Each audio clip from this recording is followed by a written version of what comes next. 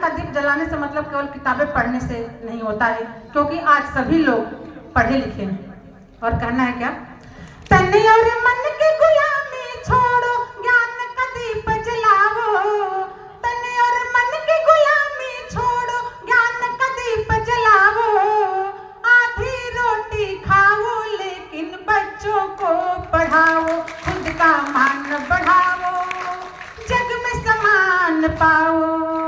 खुद का मान बढ़ाओ, जग में सम्मान पाओ। हम सबका बस एक हो सपना, पढ़ा लिखा हो हर कोई अपना। और साथ में आप लोग भी बोलेंगे, हम सबका बस एक हो सपना, पढ़ा लिखा हो हर कोई अपना। पढ़ा लिखा हो हर कोई अपना।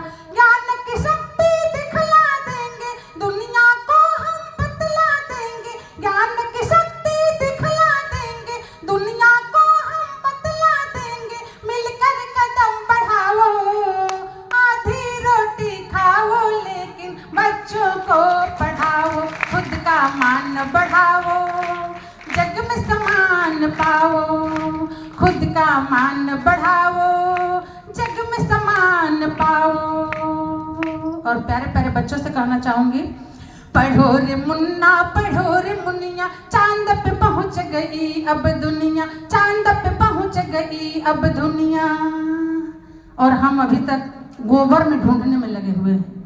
पढ़ो रे मुन्ना पढ़ो रे मुनिया, चांद पे पहुंच गई अब दुनिया। चांद गई अब दुनिया। चाहे कितनी बाधा आए, थाल में रोटी आधा आए। चाहे कितनी बाधा आए, थाल में रोटी आधा आए। अज्ञान दूर भगाओ, आधी रोटी खाओ लेकिन बच्चों पढ़ने जाओ। खुद का मान बढ़ाओ, जग में सम्मान पाओ। खुद का मान बढ़ाओ, जग में सम्मान पाओ। और अंतिम लाइन पर अगर आप लोग एग्री करते हैं तो मैं चाहूंगी कि साथ साथ तालियां चलेगी। और कहना है, अरे सारे अवगुण धोती शिक्षा, शिक्षित कभी न मांगे भिक्षा। शिक्षित कभी न मांगे भिक्षा, शिक्षित कभी न मांगे भिक्षा। सारे अवगुण धोती शिक्षा, शिक्षित कभी न मांगे भिक्षा। कर्तव्यों का बोध कराती, अधिकारों को याद दिलाती। कर्तव्यों का बोध कराती, अधिकारों को याद दिलाती। ज्ञान का अलख जगाओ, आधी रोटी खाओ लेकिन बच्चों को पढ़ाओ। खुद का मान बढ़ाओ, जग में सम्मान पाओ। खुद का मान बढ़ाओ, जग में सम्मान पाओ। खुद का मान बढ़ाओ, जग में सम्मान पाओ। और शायद तथागत गौतम बुद्ध जी ने इसीलिए कहा था अत्तदीपो भव।